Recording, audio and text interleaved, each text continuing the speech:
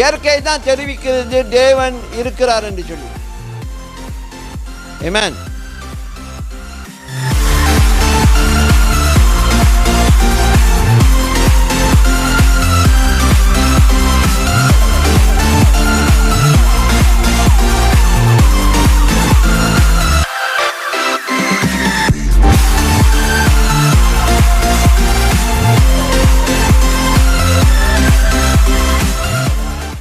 So தேவன் இருக்கிறார் என்று சொல்லி ஜென்ரலாக நமக்கு எப்படி தெரியும்?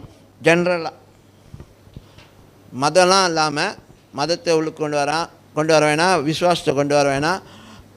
தேவன் ஒருத்தர் இருக்கிறான்னு சொல்லி ஜென்ரலாக எப்படி தெரியும்? எப்படி நம்ம அறிஞ்சு கொடுக்குறோம்? பொதுவாக கடவுள் இருக்கிறான்னு சொல்லி எப்படி நாம் அறிந்து கொள்கிறோம்?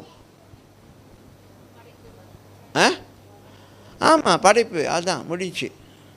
படைப்பு தான் காமிக்குது கடவுள் இருக்கிறாருன்னு சொல்லி. இதை கூட ஒரு சிலர் யோசிக்கிறாங்க, பாஸ்டர் வேறு இந்த கேள்வி கேட்டு கடைசியில் மாட்டி விட்டு வருது, எல்லாம் கப்சிப்பு தான் ஆயிடுவீங்க. இயற்கை தான் தெரிவிக்கிறது தேவன் இருக்கிறார் என்று சொல்லி. ஆமென். அப்போ நீங்கள் எவ்வளோ நன்றி உள்ளவர்களாக இருக்கணும்? எக்ஸ்கியூஸ் மீ, நீங்கள் எவ்வளோ நன்றி உள்ளவர்களாக இருக்கணும்? எதுக்கு?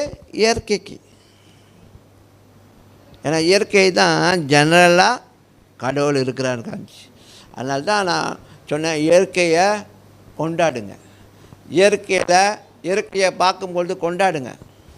இயற்கையிலேருந்து உங்களுக்கு வர வேண்டிய நிறையா நன்மைகள் இருக்குது, அதெல்லாம் பெற்றுக்கொள்ளுங்க. ஆமென். ஆமென்.